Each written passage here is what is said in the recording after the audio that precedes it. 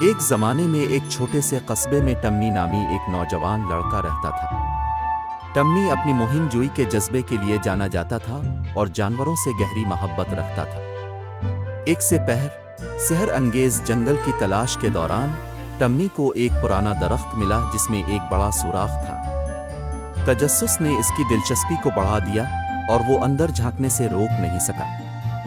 کھوکھلے درخت کے اندر ٹمی نے چمکدار رنگوں کے ساتھ ایک خوبصورت پنکھ دریافت کیا۔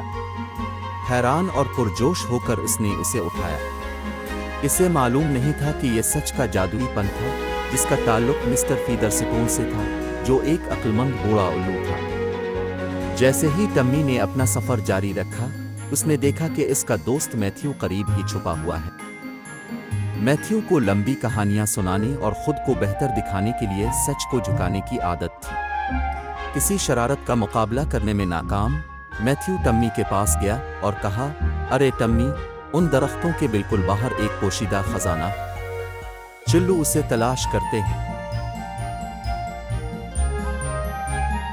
ٹمی کی آنکھیں جوش و خروش سے پھیل گئیں، لیکن میتھیو کے الفاظ کے بارے میں کچھ اسے عجیب لگا۔ ٹمی نے مسٹر فیدرسٹون سے مشورہ کرنے کا فیصلہ کیا، اس امید میں کہ عقلمند الو اسے رہنمائی فراہم کرے گا۔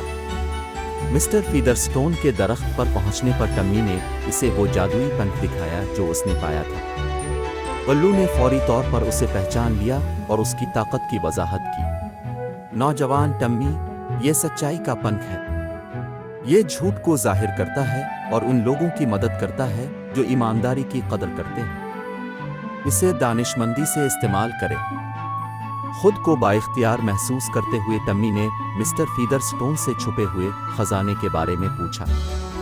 بوڑھے الو کی آنکھیں دانائی سے چمک اٹھیں اور اس نے جواب دیا، ٹمی، زندگی کا سب سے بڑا خزانہ سونا یا زیورات نہیں ہے، بلکہ وہ اعتماد اور محبت ہے جو ہم دوسروں کے ساتھ باندھتے ہیں، اور یہ بھروسہ ایمانداری کی بنیاد پر بنایا گیا ہے۔ مسٹر فیدرسٹون کے مشورے کو قبول کرتے ہوئے ٹمی کو سچ بولنے کی اہمیت کا احساس ہوا۔ اس نے سچائی کی طاقت کو گلے لگا لیا اور متی کے پاس لوٹ آیا۔ میتھیو، کوئی خزانہ نہیں ہے نا؟ ٹمی نے پنکھ کو قریب رکھتے ہوئے پوچھا۔ میتھیو کا چہرہ شرمندگی سے بھر گیا۔ یہ جانتے ہوئے کہ وہ سچ کے پردے کے ساتھ جھوٹ نہیں بول سکتا، اس نے شرمندہ ہو کر اعتراف کیا، نہیں ٹمی، میں نے اسے بنایا۔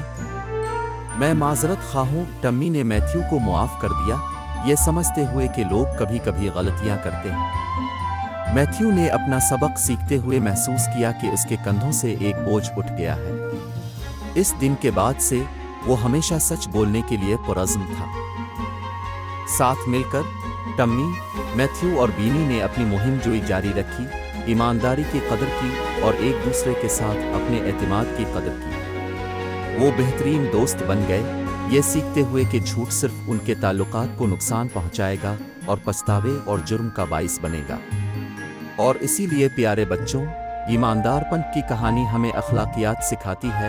کبھی جھوٹ نہ بولو، کیونکہ ایمانداری وہ کلید ہے جو اعتماد، محبت اور دیرپا دوستی کو کھولتی ہے اور ہماری زندگیوں میں خوشیاں لاتی ہے۔